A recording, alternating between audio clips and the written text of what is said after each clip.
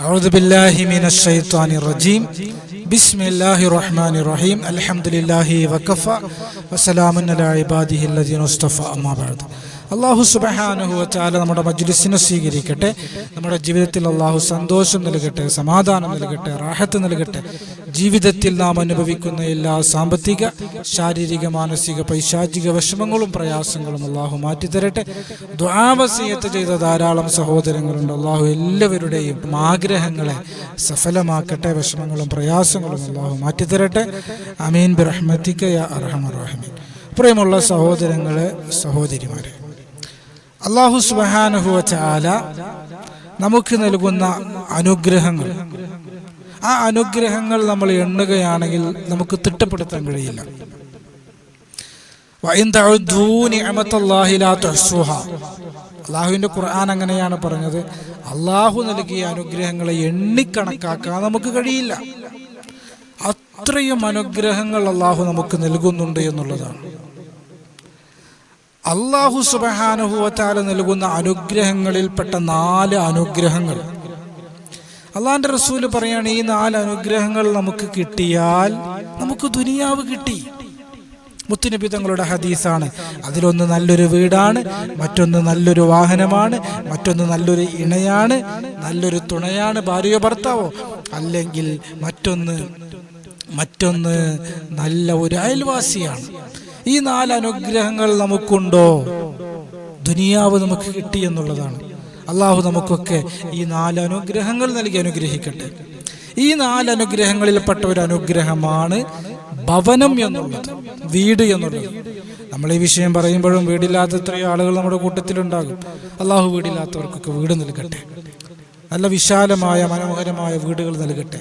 വീട് പണി തുടങ്ങിയിട്ട് പൂർത്തീകരിക്കപ്പെടാൻ കഴിയാത്ത ആളുകളുണ്ടാകും. അള്ളാഹു അവരുടെയൊക്കെ എല്ലാ തടസ്സങ്ങളും മാറ്റിക്കൊടുക്കട്ടെ. ആമീൻ ബിറഹ്മതിക യാ അർഹമർ റഹീമീൻ.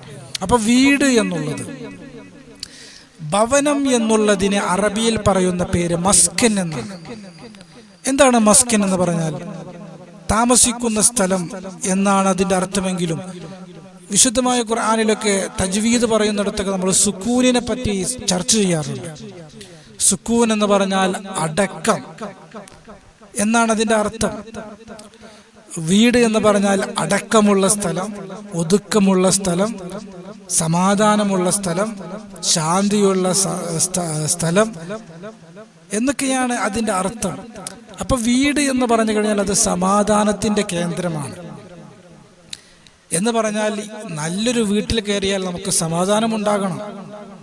സമാധാനമില്ലെങ്കിൽ, ഐക്യമില്ലെങ്കിൽ, സ്നേഹമില്ലെങ്കിൽ, അസ്വസ്ഥതകളാണെങ്കിൽ, പ്രയാസങ്ങളാണെങ്കിൽ ആ ഭവനത്തിന് മസ്കൻ എന്ന് വിളിക്കുന്നതിൽ അർത്ഥമില്ല.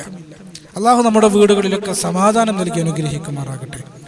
വീട്ടിൽ സമാധാനമുണ്ടാകാൻ, വീട്ടിൽ സന്തോഷമുണ്ടാകാൻ, വീട് യഥാർത്ഥ വീടാകാൻ, വീട് സ്വർഗമാകാൻ 5 സൂറത്തുകൾ നമ്മൾ പഠിക്കുകയാണ്. നമ്മുടെ ഉലമാക്കൾ വിശദീകരിച്ച അല്ലാഹുവിന്റെ റസൂൽ സല്ലല്ലാഹു അലൈഹി വസല്ലം തങ്ങളുടെ ഹദീസുകളിലൊക്കെ നമുക്ക് കാണാൻ കഴിയുന്ന 5 സൂറത്തുകൾ. ഈ സൂറത്തുകൾ നമ്മൾ പാരായണം ചെയ്യുമ്പോൾ അല്ലാഹു സുബ്ഹാനഹു വ തആല നമ്മുടെ വീട്ടിലെ സമാധാനം നൽകും. ഒന്നാമത്തെ സൂറത്ത് എന്നുള്ളത് സൂറത്തുൽ വാഖിഅയാണ്. നമുക്കറിയാം, സൂറത്തുൽ വാഖിഅ ഓതിക്കഴിഞ്ഞാൽ ലം തുസിബുഹു ഫാഖത്തുൻ അബദ, ആ ഭവനത്തിൽ അല്ലാഹു സുബ്ഹാനഹു വ തആല ദാരിദ്ര്യം തരൂല എന്ന് അല്ലാഹുവിന്റെ റസൂൽ നബി മുഹമ്മദ് മുസ്തഫ സല്ലല്ലാഹു അലൈഹി വസല്ലം തങ്ങൾ ഇവിടുന്ന് പഠിപ്പിക്കുകയാണ്. ദാരിദ്ര്യം എന്ന് പറഞ്ഞാൽ നോക്കിയാൽ കാണുന്നതല്ല. ബറക്കത്തിന്റെ വിഷയം പറയുമ്പോൾ ബറക്കത്ത് എന്നുള്ളത് നോക്കിയാൽ കാണുന്നതല്ല എന്ന് നമ്മൾ പറയുന്നത് പോലെ ദാരിദ്ര്യം എന്നുള്ളത് നോക്കിയാൽ കാണുന്നതല്ല. 1 ലക്ഷം ശമ്പളമുള്ളയാൾ ദാരിദ്ര്യം അനുഭവിച്ചേക്കാം. എന്നാൽ 10,000 രൂപ ശമ്പളമുള്ളയാളും ദാരിദ്ര്യം അനുഭവിക്കാതിരുന്നേക്കാം. അപ്പൊ ദാരിദ്ര്യം എന്നുള്ളത് അള്ളാഹുവിന്റെ ഒരു പരീക്ഷണമാണ്. ആ ദാരിദ്ര്യം നീങ്ങിക്കിട്ടാൻ, ദാരിദ്ര്യമില്ലാത്ത ഭവനങ്ങളായി നമ്മുടെ ഭവനങ്ങൾ മാറാൻ സൂറത്തുൽ വാഖിഅ എല്ലാ ദിവസവും നമ്മൾ നമ്മുടെ ഭവനങ്ങളിൽ വെച്ച് പാരായണം ചെയ്താൽ മതിയെന്ന് നമ്മുടെ ഉലമാക്കൾ വിശദീകരിക്കുകയാണ്. മുത്തുനബി തങ്ങൾ അവിടുന്ന് പഠിപ്പിക്കുകയാണ്. രണ്ടാമത്തെ ഒരു വിഷയം എന്നുള്ളത് വീട്ടിൽ ഐക്യമുണ്ടാകാൻ, സഹോദരങ്ങളും സഹോദരിമാര് തമ്മിൽ മക്കളും മാതാപിതാക്കളും തമ്മിൽ ഐക്യമുണ്ടാകാൻ. പലപ്പോഴും പല വീടുകളിലും കൂട്ടുകുടുംബങ്ങളായി കഴിയുന്ന വീടുകളിൽ വൈരാഗ്യമുണ്ടാകാം. സ്വാഭാവികമാണ്, മനുഷ്യ സഹജമാണ്.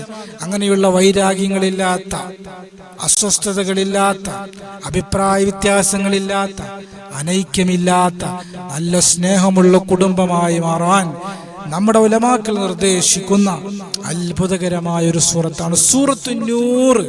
വിശുദ്ധമായ ഖുർആനിൽ പ്രകാശം എന്ന് അർത്ഥം വരുന്ന അത്ഭുതകരമായ സൂറത്ത്.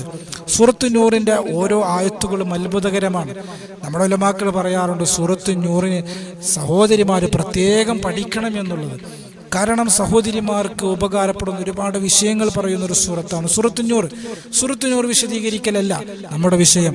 സൂറത്തു നൂർ നമ്മുടെ ഭവനത്തിൽ നമ്മൾ പതിവാക്കി കഴിഞ്ഞാൽ നമ്മുടെ വീട്ടിൽ ഐക്യമുണ്ടാകും, നമ്മുടെ വീട്ടിൽ സ്നേഹമുണ്ടാകും, വൈരാഗ്യം നീങ്ങിക്കിട്ടും, അഭിപ്രായ വ്യത്യാസവും അനൈക്യവും മാറിക്കിട്ടും എന്ന് നമ്മുടെ ഉലമാക്കൾ വിശദീകരിക്കുകയാണ്. മൂന്നാമത്തെ ഒരു സൂറത്ത് അത്ഭുതകരമായ സൂറയാണ് സൂറത്തു റഹ്മാൻ. സൂറത്തു റഹ്മാൻ വീട്ടിൽ വെച്ച് ഓതിക്കഴിഞ്ഞാൽ ഭാര്യ ഭർത്താക്കന്മാർക്കിടയിൽ ഇണക്കമുണ്ടാകുമെന്ന് നമ്മുടെ ഉലമാക്കൾ വിശദീകരിക്കുകയാണ്. നമുക്ക് സമ്പത്തുണ്ട്, നമുക്ക് വീടുണ്ട്, നമുക്ക് സൗകര്യങ്ങളുണ്ട്, എല്ലാം ഉണ്ട്. പക്ഷെ കുടുംബത്തിൽ ഭാര്യയും ഭർത്താവും തമ്മിൽ ചേരുന്നില്ല എങ്കിൽ എന്തുണ്ടായിട്ടെന്ത് കാര്യം? സമാധാനം ഉണ്ടാവുകയില്ല.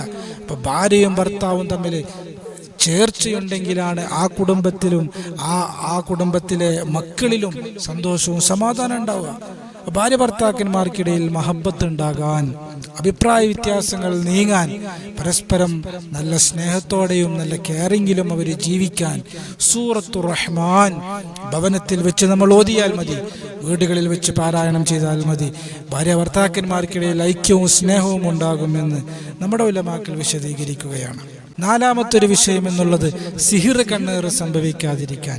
നമുക്കും നമ്മുടെ കുടുംബത്തിനും നമ്മുടെ ഭവനത്തിനും നമ്മുടെ സംരംഭങ്ങൾക്കും യാതൊരു സിഹിറും സംഭവിക്കാതിരിക്കാൻ.